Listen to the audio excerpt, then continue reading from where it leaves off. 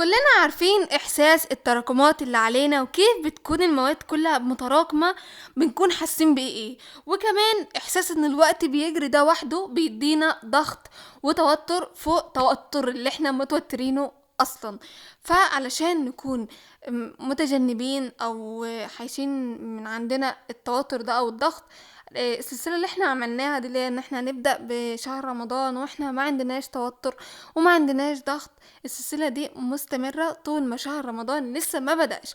اول ما يبدأ شهر رمضان عايزين نبدأ كده ايه واحنا منتظرين العبادة، احساس ان احنا منتظرين الاستاذ بتاعنا اللي ينزل المحاضرة دوا. يا جماعة بجد عايزين نرجع لأول السنة بقى لما كنا ننتظر الدكتور والمدرس هما اللي ينزلوا لنا المحاضرة، ما نستناش ان احنا حاليا طبعا مراكمين فمش هينفع نوصف الاحساس اللي كنا بنحسه لما كنا بنكون مخلصين المحاضرة.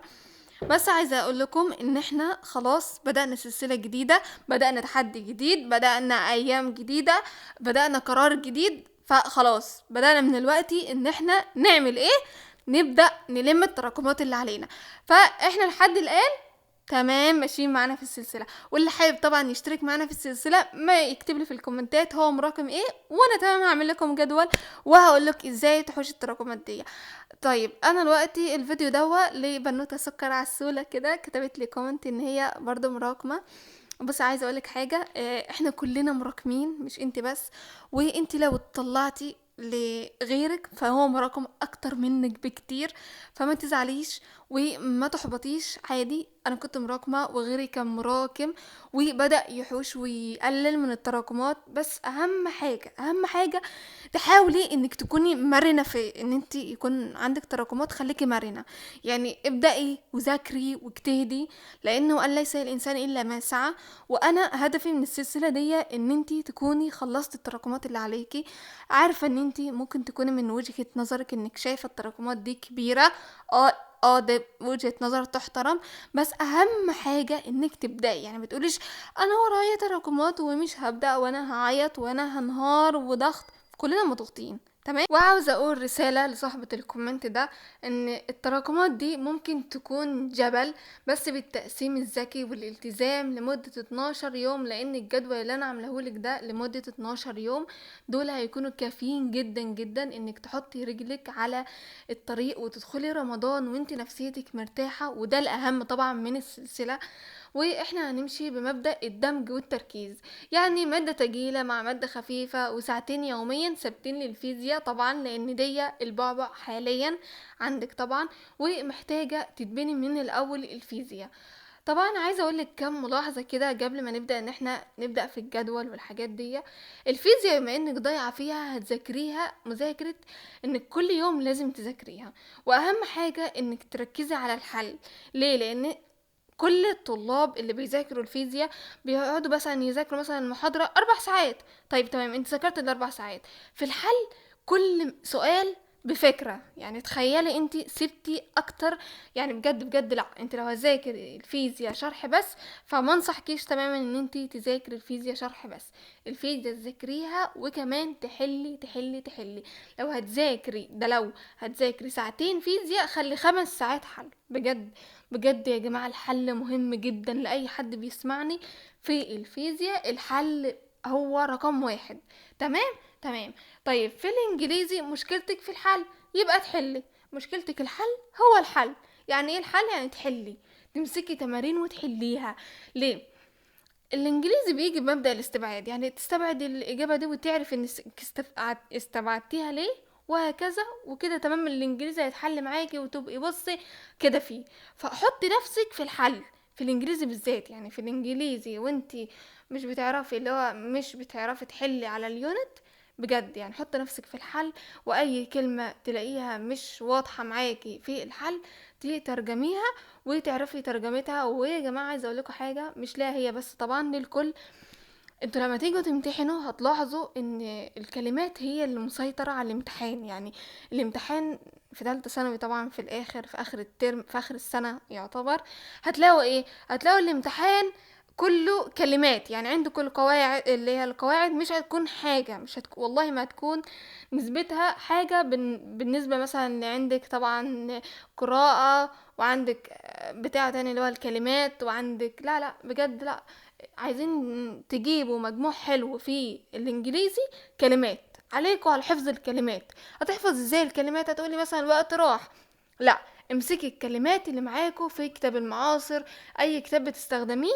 الكتاب ده بجد مش هتطلع منه. انا كنت بقول مثلا ايه، لا مثلا ممكن الامتحان يكون مثلا من سنين لورا، اللي هو الانجليزي عشان تراكمات. لا، الكلمات من عندك، من المنهج، حرفيا من المنهج. ولو رحت شفت امتحانات سنين اللي فاتت هتلقاها من المنهج. اللي بيكون بره المنهج بيكون من القطعة.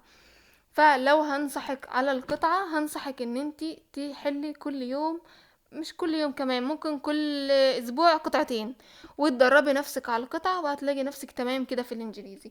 حاسه ان الوقت خدنا، فهنكمل. في الاحياء المعسكر ده حجمه كبير، فهنعتبر ان احنا ايه، هنعمل فيه تسلية، يعني كل يوم نمسك شوية من الاحياء. تمام. وكمان عندك فصل الدعامة والحركة في الاحياء دوا، عايز رسومات بجد. انا هوريكي هنا رسومات على الشاشة عندك. ايوه دي الرسومات دي. بصي، الفصل دوا رسومات حرفيا، ما تعمليش فيه اي حاجه. امسكي الرسومات وطلعي دي عظمه كذا ودي بصي، طلعي كل الرسومات اللي عندك في كتاب التفوق. لان بص، في كتاب التفوق والامتحان في الاحياء مش بيطلع منهم الامتحان. الكتابين دول مهمين جدا جدا في الاحياء، تحل الكتابين دول والله مهمين. الدكتور احمد الجوهري حلو، لان هو بيجيب لك المذكره بتاعته من الكتابين دول. فمذكره الدكتور احمد الجوهري وبس بجد يعني. طيب، وكمان لازم اعرفك ان نظام اليوم اللي انا همشيك عليه، اللي هي الفترات طبعا، هتكون من الساعه 7 صباحا ل 12 ظهرا. في الوقت ده تاخدي ماده تقيله بجد، زي الفيزياء، زي الكيمياء. اما بقى من 12 ل 2 تاخدي بريك. وحاولي مثلا لو من الساعه 7 تخليها بدري شوية، مثلا 4 6 كده، مش 7 بالظبط، فاهمة قصدي؟ لانك هتاخدي من 12 ل2 بريك. من الساعة بقى 2 للساعة 5 هتاخدي حاجة برضو تقيلة، يعني خدي برضو حاجة تقيلة. مثلا خدي فيزياء او كيمياء او انجليزي. يعني بصي، خليكي معايا. يعني مثلا اول حاجة مثلا في اليوم، مثلا اخدت كيمياء، خدي في المادة اللي هي اللي بعدها من 2 ل5 اللي هي فيزياء. اخدت مثلا من 7 ل 12 جيولوجيا، خدي من 2 ل5 انجليزي. اما من الساعة 5 للساعة 8 احياء، هنثبتها احياء اصلا، يعني فاهمة؟ اما من بعد الساعة 9 ده خدي وقت راحة، وقت نوم، حل بقى. عايز تعمل اي حاجة، انت عندك محاضرة اساسية، درس، في الوقت ده عادي حل، اعمل اللي انت عايزاه. طيب، انا هرشح لك مدرسين عن تجربة يعني. مثلا بيتعاملوا يعني ممكن في التجميعات بس، لكن مثلا في المحاضرات اللي انت مثلا في الشهر، لا، في المحاضرات كملي مع اللي حاجزه معاهم. تمام. اما في التجمعات ادخلي مع المدرسين دول، يعني اسمع التجمعات بتاعتهم وكده. لان التجمعات يعني ما ينفعش انت مثلا في المعسكرات مثلا او كده تروحي تسمع محاضرة 4 ساعات. لا، انت تخشي على التجمعات على طول، لانك مذاكرة ده يعتبر، فاهماني قصدي؟ فلو هناخد اول مادة معانا، فهي كانت عندك الفيزياء. بصراحة الفيزياء كانت عندي لما كان يعني مشكلة وكده، كنت بجد يعني قناة مستر محمد عبد المعبود كانت بجد بجد فيديوهات المراجعة اللي عنده اللي على القناة او الخلاصة هتنجز معاكي، بالذات فصول الكهربية جدا بصراحة. لو هتاخدي الكيمياء، فانا بصراحة يعني يعني كان عندك اللي هو دكتور اللي هو مستر خالد صقر ده، كان حلو في الكيمياء العضوية. اما مستر محمد عبد المعبود كان حلو في الكيمياء العامة، يعني بيدي ربط بين المسائل وكده في الكيمياء العامة، حلو جدا. لو هتاخدي الاحياء، فطبعا طبعا طبعا دكتور احمد الجوهري بلا منازع طبعا، لان كتير جدا شرحه، يعني شرحه روعة روعة. بص، اكيد لو انت عايزة حد مثلا يحمسك وترفيه في المحاضرة والكلام ده، او مثلا في التلخيصات بتاعته، فاللي هو الموسوعة اللي هو الاستاذ محمد صالح تحفة برضه. اما في الجيولوجيا، فانت بتقولي انك حاجزة مع الدكتور احمد الجوهري، فاعتقد ان انت بتاخدي برضه معاه جيولوجيا. بس انا بحب بصراحة شرح في الجيولوجيا اللي هو جيو، بجد شرحه لا جميل جدا يا جماعة. فانا بحب بصراحة شرح جيو في الجيولوجيا. بس فكنت عايزه اقول لك كده. اما بالانجليزي، لان انت بتقولي انك مش بتعرفي تحلي، اللي هو قناه انجليشاوي. بصي هو بيعمل ايه، في اللي هو مثلا لما بيوريك الاسئله الصعبه ازاي تحليها. بمعنى تاني، تمام. لو انت مثلا مش عايزه مثلا انجليشاوي، عندك مستر محمد طاهر، ده بيركز على حل التمارين وفهم القواعد. يعني لو عايزه حل تمارين بصراحه انا بفضل اللي هو انجليشاوي. بس لو انت ما فهمتيش منه، مستر محمد طاهر برضو حلو جدا. فبس كنت عايزه اقول لك حاجه. الجدول اللي انا عاملاه لك هنزله لك على المنتدى بوست.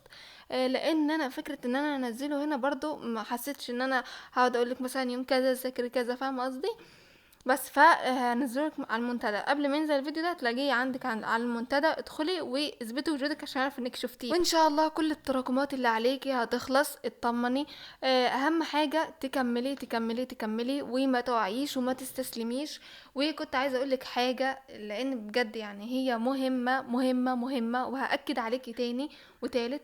بس في الانجليزي والفيزياء بالذات ما تسمعيش فيديو الشرح وبس وتقفلي، لا ما تعملش الحركه دي خالص. حلي التمارين بعد كل درس وشوفي المدرس بيفكر ازاي وهو بيحل السؤال. ده اللي هيخليكي تعرفي تحلي لوحدك. تمام. وانتوا كمان طمنوني اخبار التراكمات معاكم ايه، ومين اللي مراكم واللي مراكم وعايزني اعمل له جدول. طبعا من عينيا، يكتب لي في الكومنتات وانا هعمل له جدول.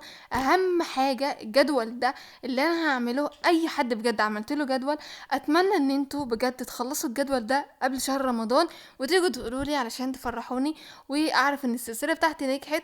واتمنى اتمنى اتمنى اي حد مراكم يكتب لي في الكومنتات وانا اعمل له جدول من عينيا. وما تنسيش ان انا صاحبه الكومنت اللي انا عملت لها التراكمات اللي عليها، انا نزلت لك البوست اللي هو التراكمات اللي هو الجدول بتاعك في بوست عندي على القناه. ادخلي احفظي البوست ده عندك، وكل يوم ادخلي قولي لي انا خلصت كذا وفاضل لي كذا. بجد هتنبسط جدا جدا. وبس هشوفكم خير وسلام.